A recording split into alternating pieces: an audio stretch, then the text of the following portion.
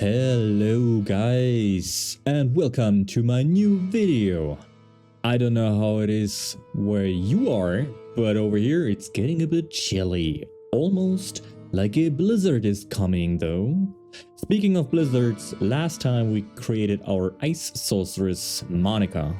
Well, now she's evolved. She's a fully fledged electrifying ice witch who freezes her enemies and then blows them to smithereens.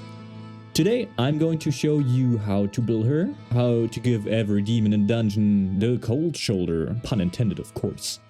As always, I'm not a min-maxer, I just don't have the time for that, and not the muse as well. I prefer builds that are diverse and fun to play, just for some casual evening fun, instead of going for the best build that literally everyone else is running every season over and over again. But then, without further ado, enough talk.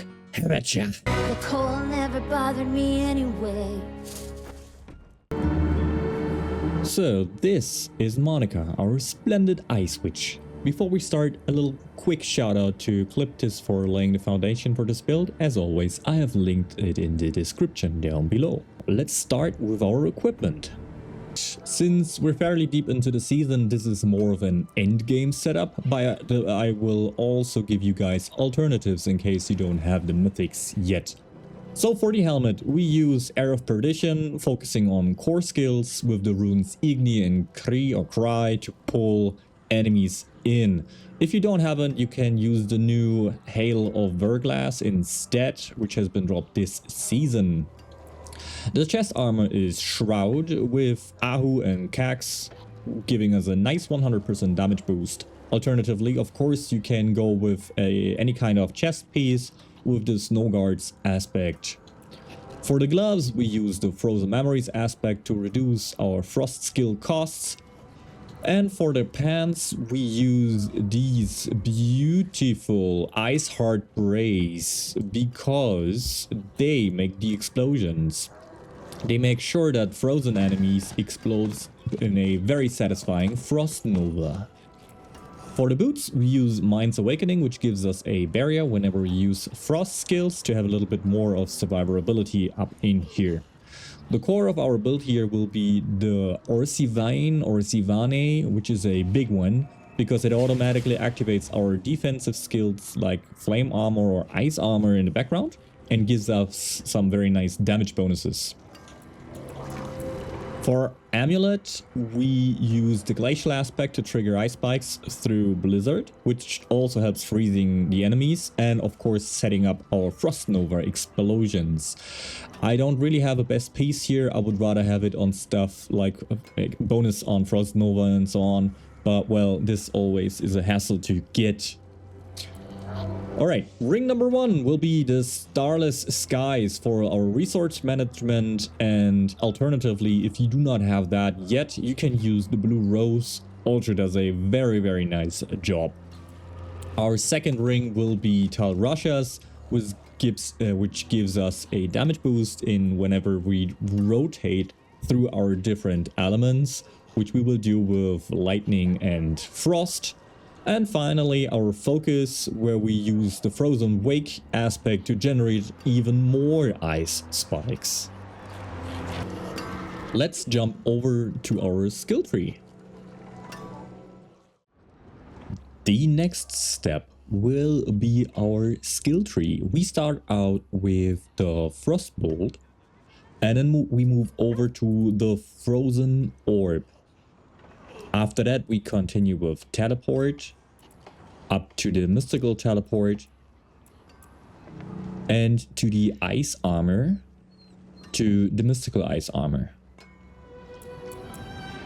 Over to Frost Nova. In Frost Nova, we focus on the Mystical Frost Nova. And then to the next one, we have the Ice Blades, with the focus on the Invoked Ice Blades on the skill twig here. We go further down to the Lightning Spear. Here we are focusing on the Invoked Lightning Spear, just to have a little crowd control and stun going. Familiar, we have 1 point in here, and we go down into Invoked Familiar. So we have a 10% increase of elemental damage. After that, we go to our main focus, which is Blizzard, of course. And over here, we make use of the 4 more seconds other than the mana region, because that's why we have our Scarless Sky Ring. And last but not least, we level a little bit into the unstable currents down here, and down to Supreme Unstable Currents, and we finish it up with Avalanche, because we get another 60% damage buff. So, which skills do we assign to Monica? Our primary skills will be the Blizzard and the Unstable Currents. And then secondary, the Ice Blades, the Lightning Spear, the Familiar. And for an enchantment, we have the Frozen Orb, because it's always a chance to launch the Frozen Orb. And we get the Ice Blades, because these will spawn more Ice Blades on random enemies. Our next chapter will be the Paragon Board. You can see it over here, as we are not even level 250 yet. We still have a lot of room for more improvement. In general, I focused on damage first, and then I work on the survivability, so kind of a glass cannon start. So, the starter board over here, we will use the glyph Winter. Then after that we go towards the Enchantment Master, which is up here.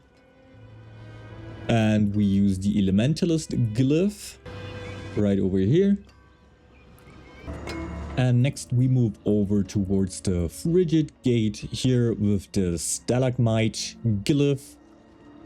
Then further south we continue on towards the Icefall board with the Destruction glyph for more damage on frozen enemies. And our last board will be the Fundamental Release in combination with Unleash to get various amounts of more damage boni. And as a little side note for our Mercenaries, we use Rahir for a little extra damage over here and a bit of survivability. And as a reinforcement, we use Altkin, who provides a nice ground control effect on our Blizzard procs. So how does the build actually work? Even though we're casting a lot ourselves, a big chunk of our damage comes from the ice spikes. These are generated in multiple ways depending on our setup here. The real heavy hitter, however, still is Orcivane, which gives a massive damage bonus for every defense skill we leave off our bar here.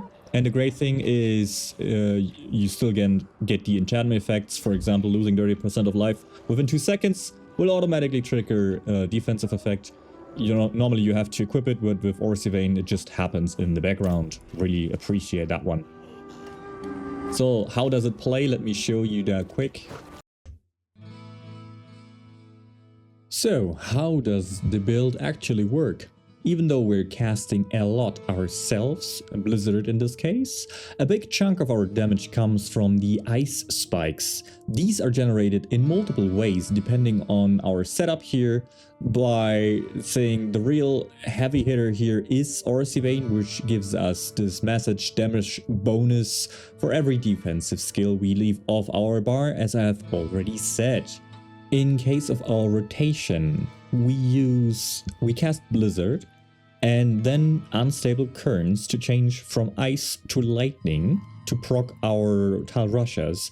Then we use all our familiar charges. Afterwards we cause Ice Blades, and then we spam Blizzard across the battlefield over and over again.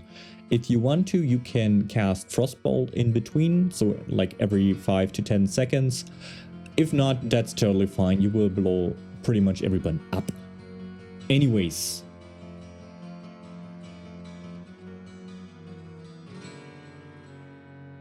That's all, folks. If you enjoyed the video, feel free to leave a like, drop a comment, or even subscribe for more content coming your way. Until then, as always, you guys stay safe, stay healthy, and of course, I'll see you then next time. Ciao, ciao.